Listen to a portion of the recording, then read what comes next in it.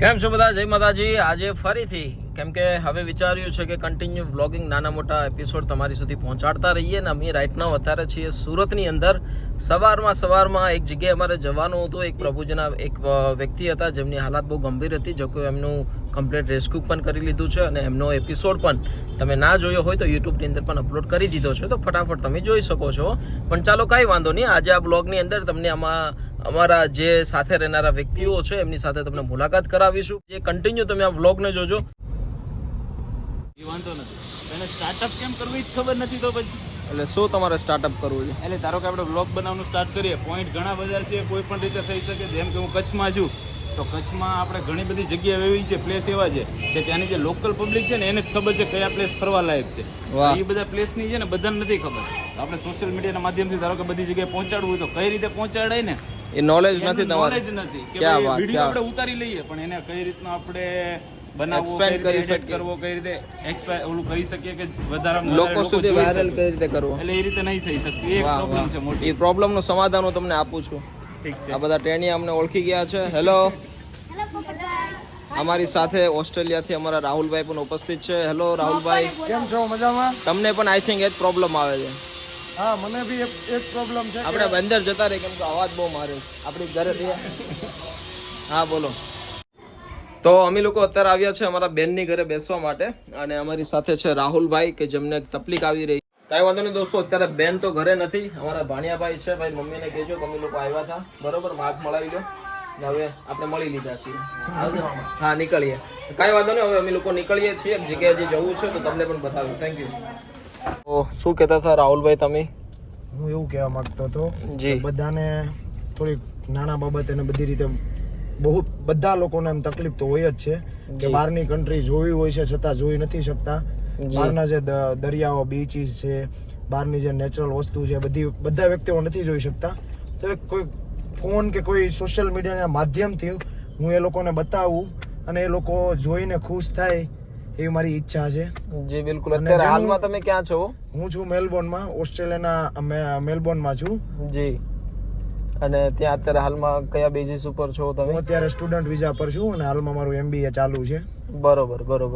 તો તમારે શું ખ્વાહિશ છે? લોકો તમે એક આમ પરફેક્ટલી શું કહેવા માંગો છો? ઈ કયો બીચ તો બધું હાલો ઠીક છે બધું. હું એવું કહેવા માંગુ છું કે લોકોને બહારની દુનિયા બતાવું કે જે લોકો બહાર પહોંચી જ નથી શકવાના અને જે લોકોને બહારની દુનિયા જોવાની ઈચ્છા છે એ લોકોને હું બહારની દુનિયા બતાવું કે વિદેશમાં કઈ રીતનું હોય છે, કઈ રીતનું એટમોસ્ફિયર હોય છે, વેધર કેવું હોય છે, એમ ત્યાંનું કલ્ચર કેવું હોય છે, ત્યાંની બધી રહેવાની બધી સુવિધાઓ કઈ રીતની હોય છે. તો આમ ગ્રાઉન્ડ બેઝિસ ઉપર ઘણા બધા લોકોને ગ્રાઉન્ડ લેવલની ખબર નથી હોતી. જે ઓસ્ટ્રેલિયામાં અમુક સ્ટુડન્ટ વિઝા ઉપર જાય છે તમારી જેમ, તો તમારો આખા દિવસનું શેડ્યુલ શું હોતું હોય છે? એમાં જોબનો કોઈ ફિક્સ ટાઈમ નથી હોતો. ક્યારેક મોર્નિંગ શિફ્ટ હોય છે, ક્યારેક ઇવનિંગ શિફ્ટ હોય છે. મોર્નિંગ શિફ્ટ હોય તો 9 થી 3 હોય છે અને ઇવનિંગ શિફ્ટ હોય તો 3 થી 10 વાગ્યા સુધીની શિફ્ટ હોય છે. અને એમાં વીકમાં 3 દિવસ કોલેજ જવાનું થાય છે અને કોલેજનો બી શેડ્યુલ ફિક્સ નથી હોતું. એમાં તમને ડિફરન્ટ ચાર ટાઈમ આપે. તમે જે કોઈ બી સબ્જેક્ટ સિલેક્ટ કરો અને ટાઈમ પ્રમાણે તમે ત્યાં જઈ શકો છો. બરોબર. બહુ સારી વાત છે અને ભગવાન તમને ખૂબ શક્તિ આપે. 100%.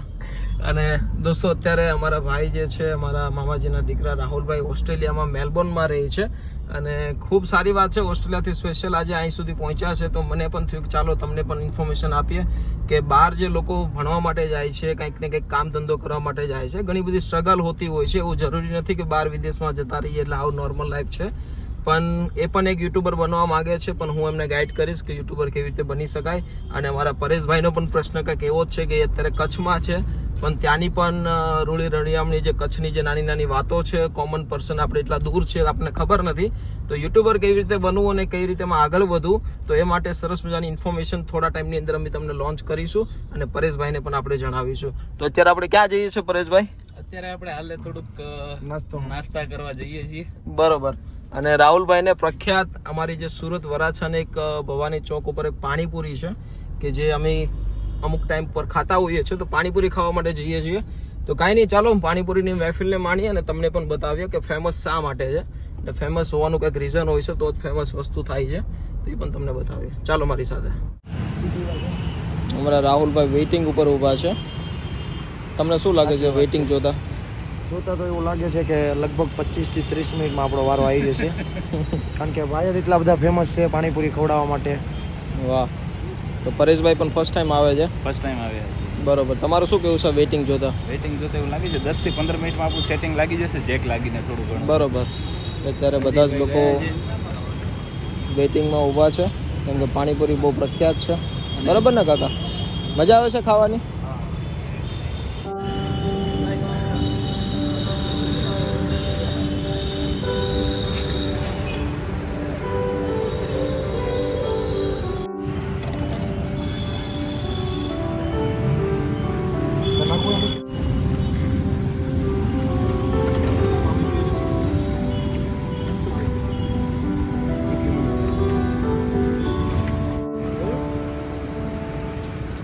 क्या खाना है? સુરમું ખાવાનું છે, સુરમું. અચ્છા, પાણીપુરી ખાના? રૂમમાં આવે ને એ ઓલા ભાઈ મસ્ત બનાવે છે ને આપણને ફ્રીમાં આપવાના.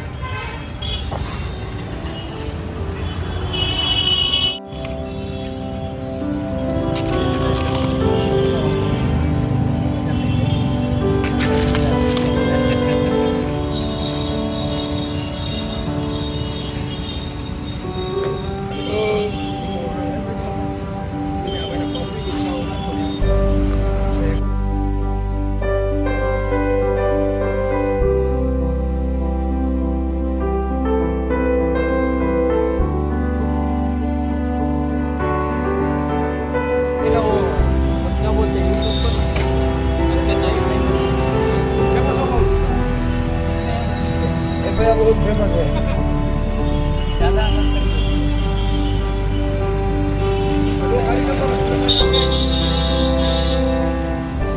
હા ભાઈ, રેડી? બહુ મસ્ત હતી પાણીપુરી. મજા આવી ગઈ? 20 રૂપિયામાં ફૂલ પેટ થઈ ગયા છે. વાહ, જમવું પડશે આજે હવે? હવે લાગતું તો નથી, પણ એવો પ્લાનિંગ છે કે જાતે મોમોસ બનાવવા આજે. વાહ, આજે તમે બધા બી આવો તો વધારે મજા આવશે. કરીએ કંઈક. રાહુલભાઈ? થોડીક સ્પાઇસી હતી પણ ખાવા લાયક સ્પાઇસી હતી ને મજા આવી ગઈ છે. વાહ અને આવી પાણીપુરી ઓસ્ટ્રેલિયામાં મળતી નથી અને સારામાં સારી હતી. વાહ વાહ વાહ, ચાલો હવે નીકળીએ. ચાલો દોસ્તો, કાંઈ વાંધો નહીં. હવે અમે લોકો જઈ રહ્યા છીએ કોઈ ડેસ્ટિનેશન વગર આગળ, કેમ કે જવું પડે એમ છે હવે. અને જોઈએ શું થાય છે. પાણીપુરી ગજબની હતી, મજા આવી ગઈ, કેમ કે વર્ષમાં 1-2 વાર કદાચ આવતા હોય શું ખાવા. એડ્રેસ કહી દો બધાને. શું એડ્રેસ છે અજયભાઈ? કિરણ હોસ્પિટલ ની પહેલા ભવાની સર્કલ. हाँ, किरण हॉस्पिटल के पहले किरण हॉस्पिटल પહેલા ભવાની સર્કલ. આ એડ્રેસ ઉપર તમે પાણીપુરી ખાવા આવી શકો છો. મારું નામ તમે આપશો તો 20 રૂપિયાનો ડિસ્કાઉન્ટ મળશે તમને.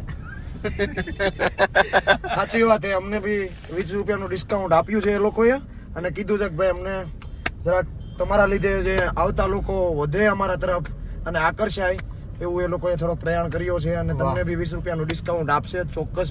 એટલે આવું બિલકુલ જરીકે સાચું નથી, પણ 20 રૂપિયાની તો પ્લેટ છે ખાલી બિચારાને.